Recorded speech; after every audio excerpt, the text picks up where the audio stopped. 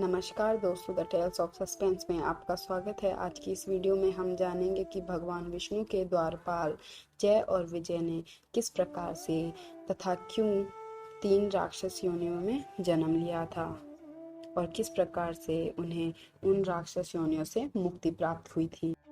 जय और विजय दोनों भगवान विष्णु के नित्य पार्षद अर्थात द्वारपाल व महापुरुष थे।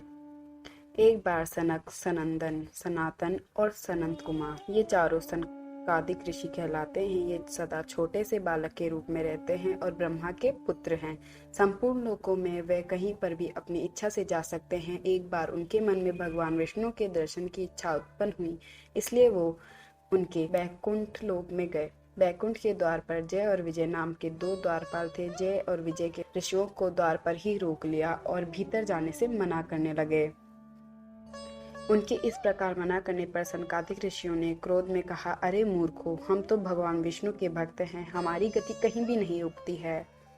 हम विष्णु जी के दर्शन करना चाहते हैं, तुम उनके दर्शन हमें क्यों नहीं करने दे रहे हो? तुम लोग तो भगवान की सेवा में रहते हो, तुम्हें तो उन्हीं के समान समदर्शी होना चाहिए, जैसा कि भगवान का स्वभाव परम शांतिमय है। तुम्हारा स्वभाव भी वैसा ही होना चाहिए। हमें विष्णु के दर्शन के लिए जाने दो। सनकादि ऋषियों के इस प्रकार कहने पर भी जय और विजय ने उन्हें बैकुंठ के अंदर जाने से मना कर दिया और कहने लगे कि अभी भगवान विश्राम कर रहे हैं। इस पर सनकादिक ऋषियों ने कहा कि भगवान होकर वह विश्राम नहीं कर सकते। भगवान कभी विश्राम नहीं करते। यदि भगवान विश्राम करेंगे, सृष्टि की देखरेख कौन करेगा? इतना कहने के बावजूद भी जय और विजय ने उन्हें अंदर नहीं जाने दिया। इस प्रकार रोकने पर सनकादिक ऋषियों ने क्रोधित होकर कहा, भगवान विष्णु के समीप रहने के बाद भी तुम लोगों में अहंकार आ गया है और अहंकार का वास बैकुंठ में नहीं हो सकता। इसीलिए पर ऋषियों ने क्रोध में आकर जय व विजय को शाप दे दिया कि जाओ, तुम राक्षस बन जाओ। बाद में जय और विजय ने ऋषियों से अपने अपराध के लिए क्षमा मांगी। भगवान विष्णु ने भी ऋषियों से क्षमा याचना की।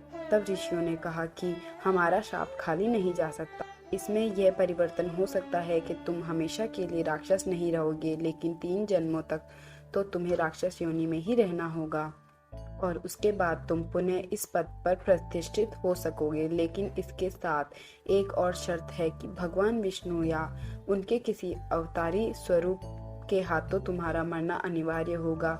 वही कुछ जानकारों का कहना है कि इस दौरान ऋषियों ने यह भी कहा था कि यदि तुम अपने जन्मों के दौरान विष्णु भक्त बने तो तुम्हें 5 जन्म लेने होंगे।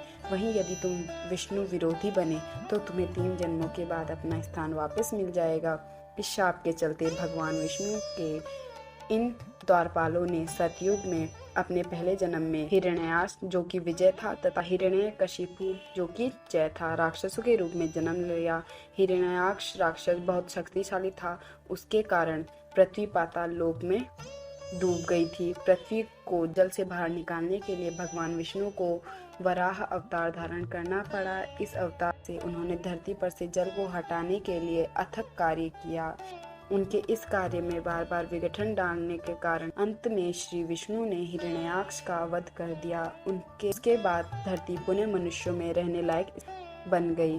हिरण्याक्ष का भाई हिरण्यकशिपु भी ताकतवर राक्षस था और उसने तप करके ब्रह्मा से वरदान प्राप्त किया था कि वह जानता था कि इस वरदान के चलते मुझे कोई ना आकाश में मार सकता है और ना ही पाताल में, न दिन में और न रात में, ना कोई देव, ना कोई राक्षस, ना कोई मनुष्य। अतः यही सोचकर उसने खुद को ईश्वर घोषित कर दिया था। भगवान विष्णु द्वारा अपने भाई हिरण्याक्ष का वध करने के कारण वह विष्णु विरोधी हो गया था। लेकिन जब उसे पता चला कि उसका पुत्र प्रहलाद विष्णु भक्त है तो उसने उसे मरवाने के लिए कोई कसर नहीं छोड़ी, लेकिन वह अपने पुत्र को नहीं मार सका। अंत में उसने एक पूछा, यदि तेरा भगवान सभी जगह है तो क्या इस खंबे में भी है? ईश्वर प्रहलाद ने कहा कि वह हर जगह वास करते हैं, अवश्य वह इस खंबे में भी होंगे। खंबे में लात मार भगवान विष्णु नरसिंह रूप में प्रकट हुए, जो न देव थे और ना ही राक्षस और ना ही मनुष्य। वह अर्ध मानव और अर्ध पशु थे। उन्होंने संध्या काल में हिरण्याकशिपु को अपनी जंघा पर बैठाकर उसका वध कर दिया। वध होने के बाद ये दोनों भाई त्रेता युग में रावण, जय और कुंभकर्ण विजय के रूप में पैदा हुआ और फिर श्री विष्णु अवतार भगवान श्री राम के हाथों मारे गए। अंत में वे तीसरे जन्म में द्वापर युग में दंतवक्त, जिसे कंस के नाम से जाना जाता है, जय व शिशुपाल विजय के नाम से अनाचारी के रूप में पैदा हुए। इन दोनों का भी वध भगवान श्री कृष्ण के हाथों हुआ। इस प्रकार से 3 राक्षस योनि में जन्म लेने के पश्चात तथा विष्णु भगवान के अवतारों के हाथों से मृत्यु प्राप्त करने के बाद उन्हें वापस अपना स्थान प्राप्त हो गया। तो अगर दोस्तों आपको हमारी वीडियो पसंद आई हो तो इसे लाइक कीजिए, शेयर और कमेंट करना मत भूलिएगा तथा साथ में हमारे चैनल को सब्सक्राइब कीजिए। मिलते हैं अगली वीडियो में। धन्यवाद।